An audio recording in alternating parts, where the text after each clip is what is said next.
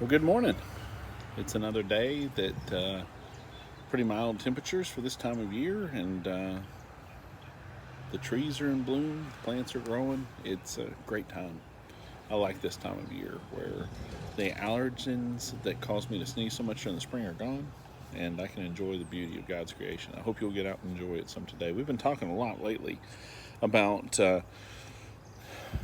you know, kind of opinions and being careful with those, and we see the problems that being too willing to share your opinion leads to. We did that not too long ago, and today's proverb is something similar to that, except it's not so much about opinions as much as it is about how we view other people.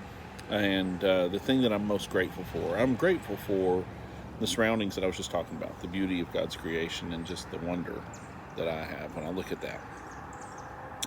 But there's something else that brings me more gratitude, and that's when I look at myself fully in the light in the mirror of God's Word, and I don't really like what I see, because I see what God has called us to be, and I see what I am. And there's a big, big gap between those two.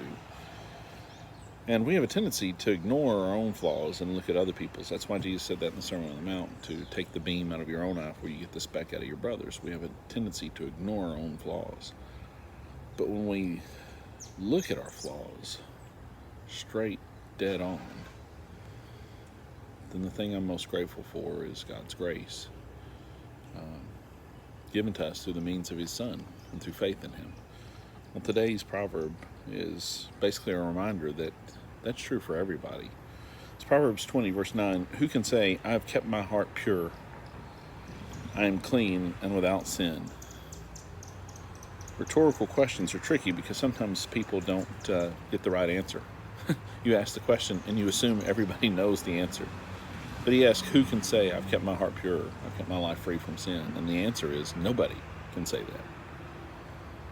Make sure that you come to the right answer, because when you answer that question properly, correctly, there's only one other place to turn, and it makes it easier to be forgiving of others and more grateful for God's grace. I'm grateful for it.